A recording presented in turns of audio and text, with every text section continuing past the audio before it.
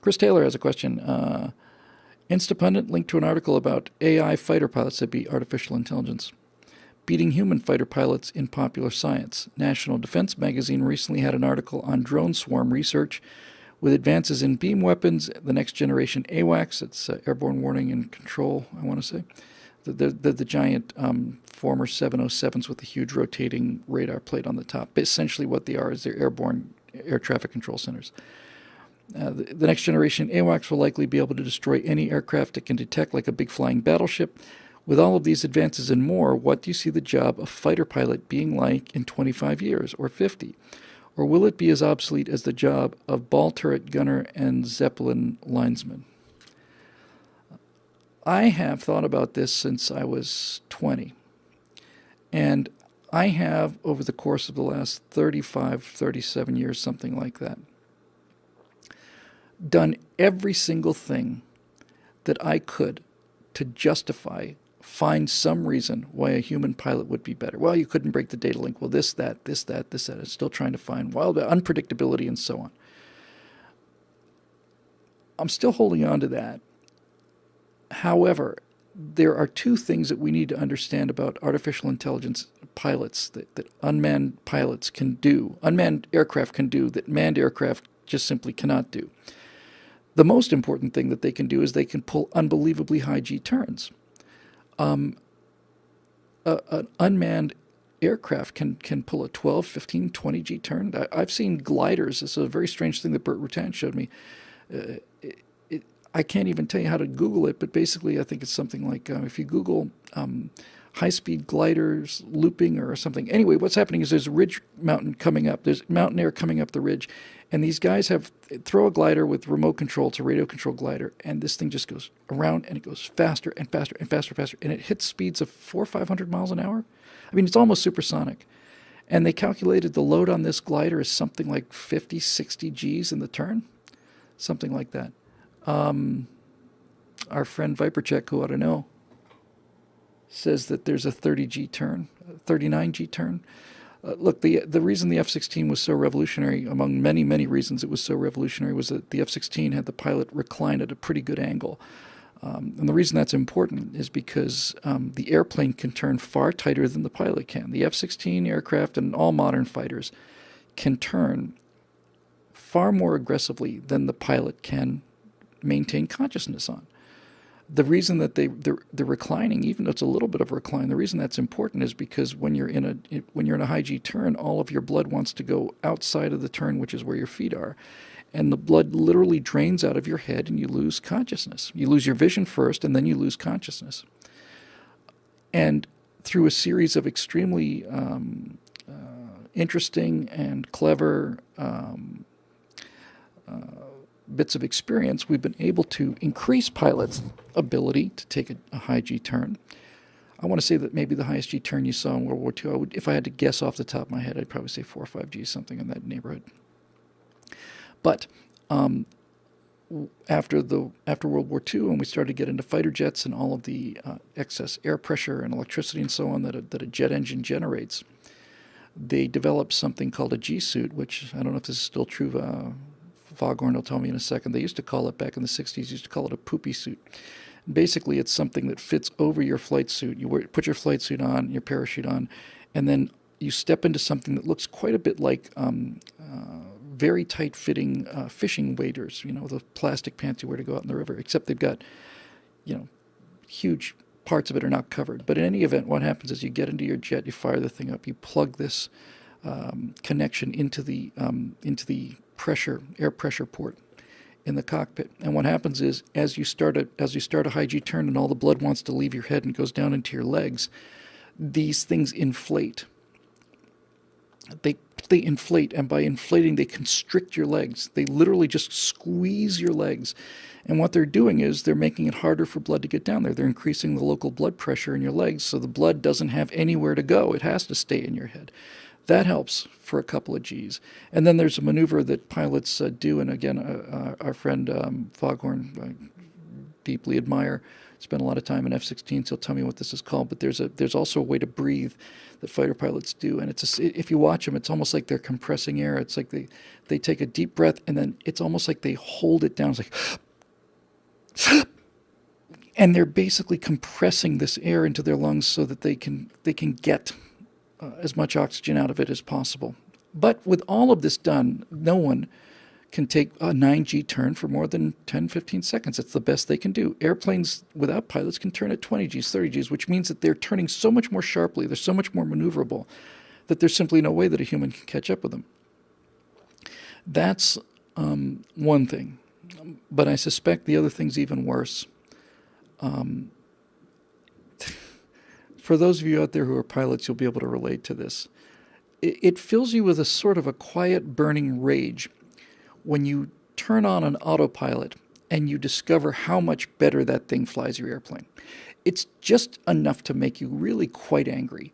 If you've ever had a GPS or anything that printed out your course and showed you where you were, even a straight line course is, it's a little windy like this. It's just natural. There's just all kinds of little things, wind and changes and changes in throttle and gasoline, weight of the airplane, all that stuff. But when you have, it's called anti-G straining maneuver. It's called the G-strain. Thank you very much, Foghorn. But when you watch an autopilot fly your airplane, if you look at the track, it's like somebody drew it with a ruler. And the reason it's so good is because this little machine looks at where you are 30 times a second. Something like that. 30 times a second. It's looking at where you are, where you should be, and it's making controls, movements very subtly. And it's absolutely better than a human can fly it. Enormously better. Which is kind of embarrassing if you really want to know. And so the reason I think that human fighter pilots are probably doomed is because as they get the internal technology correct enough, you can't fly it by wire. You can't have it be essentially a super big remote control airplane that you're flying from a base like a Predator. Predator drone is essentially a giant radio controlled airplane. It's like the thing that those guys fly every weekend. There's a guy with little things and he's flying this thing, and it turns out the data link is not just a couple hundred yards, it's several thousand miles. But basically the Predators are flown by humans looking at TV screens. The Global Hawks, the bigger ones, reconnaissance airplanes, much higher, much longer duration. They can pick probably 7 days, I want to say. Those things will fly from here to Australia and back without any human intervention at all. They find the runway center line, they taxi down to the end of the runway, they wait for an electronic clearance, they take off, they climb, they navigate, they circle. They have a pre-programmed course and they just do it. Yeah, even our friend Foghorn, who's been a fighter pilot, says that human fighter pilots are going the way of the dinosaur. I suspect that's probably true. So, as these artificial intelligence algorithms, as the software gets smarter and smarter, you're going to be facing, if you're a human pilot, you're going to be facing an enemy aircraft that can turn 10 times, 20 times, 100 times tighter than you can in a turning fight. And you're going to be facing an enemy who is making calculations on the relative state of both of these airplanes 30 times a second or more. Yeah, why not? This is what this show's all about. I've talked about this before, but you never know who's watching. One of the most remarkable men that ever lived was an Air Force colonel named John Boyd. Somebody described him as the most important man you've never heard of, and John Boyd was a fighter pilot instructor at Nellis Air Force Base in the 60s. Never flew in combat, never shot down a plane. But he was called 42nd Boyd because Boyd would take you up to the practice area above the green spot out in the Nevada desert there. And he'd set you up at 20,000 feet, 15,000 feet, something like that. And he would allow you to get on his 500-600 yards back in the perfect position for a gun kill, because we're talking about guns now.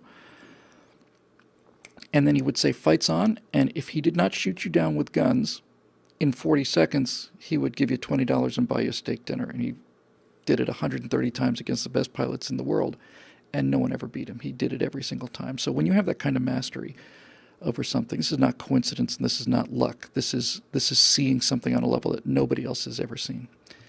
So Boyd got that kind of proficiency because he studied each individual aircraft, and he looked at them very carefully. He did something called energy maneuverability studies. And for example, he found that I'm just making some of these numbers up, he found that the American F-4 Phantom, big airplane, twin engine, big and slow, and not slow, sluggish, that the best turning speed, the best way you could get an F-4 around would be at 450 knots, let's say. And going up against a MiG-17, which has a much tighter turning circle, but at least certainly in the Korean War, but did not have hydraulically boosted controls, which meant that it's hard for a pilot to haul it around at high speed. At low speed you can maneuver it fine, but the faster you're going, the more pressure's on those control surfaces. And so what he found was if you could get the fight to 450 knots, the F-4 would be turning at its maximum turn rate. That's if you went any slower, it would turn slower. If you went at a lower airspeed, it would take longer to do this.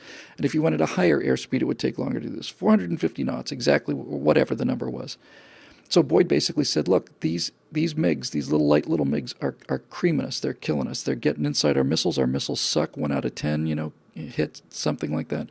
They're getting inside our missile range, and then they're creaming us with guns. We didn't have guns. We didn't even have guns on the first Phantoms that went to Vietnam. Most of the time in Vietnam, the Phantom didn't have guns. Neither did the Thunder Chief, I don't think. So in any event, Boyd looks at how all these airplanes work. Each one is individually different. Each model of aircraft has its own numbers for best turn, rate of climb, ability to accelerate, top speed, top altitude, all of it. And he just studied it all and put them together. He said, this airplane has its best chance against that airplane right here. And he would say to American pilots, if you're going to get in a turning fight with a MiG, you do that turning fight at 450 knots or you're going to die. And that's exactly what they did. They took it up to 450 knots, and the Vietnamese pilots didn't have the physical strength to haul back on the stick to keep their aircraft in a 450 knot turn. And our kill ratio went from 2 to 1 to 7, 8, 10 to 1, something like that. So there it is. But the thing that Boyd did was even more amazing than that. He realized he had that kind of mastery when he was out there being 42nd Boyd. And then he thought about what it is that he actually does for a living. What was he doing? Why was he so good at this? And he knew it couldn't just be luck, and it couldn't just be that he was that much smarter than these other people, because these were experienced combat pilots, many of them with kills in Vietnam or Korea. So he tried to figure out why he was so successful at this, and he realized that he was processing information faster than they were. And this is the critical thing to understand here. It's not that Boyd was making better decisions than the other pilot, but he was making faster decisions than the other pilot. And what that means is that if you've got two guys in a turning fight and one person does one maneuver that takes him into one position, another guy does something, another maneuver takes him to another position, now the positions have changed, and he called it the OODA loop. It was OODA. It's something that you just would keep cycling. OODA is orient. Where are you? What is your position? Where are you headed? What's the airplane doing? Observe. Where's he? What's he doing?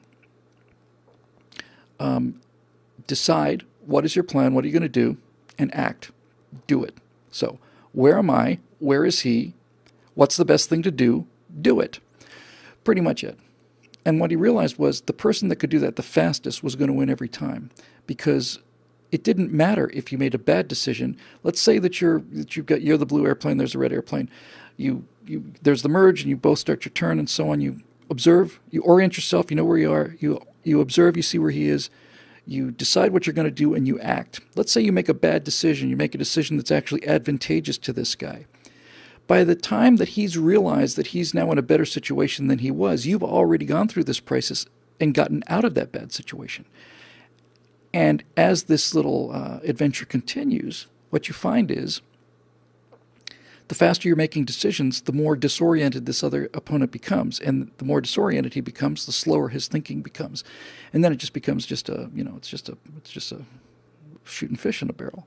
He simply figured out that the person that can make the decisions the fastest, that can constantly reset the clock, where am I, where is he, what do we do next in order to win, do it. The person that could cycle through that OODA loop fastest was the one who won. Didn't have to be the best decisions. You just, because it's self-correcting. You make a bad decision and you correct it instantly, that's okay. And it was just monumental breakthrough. And it works in business, works in finance. It works with the Army, for God's sakes. And it works everywhere. It just constantly getting inside his decision loop. You're moving faster than he is.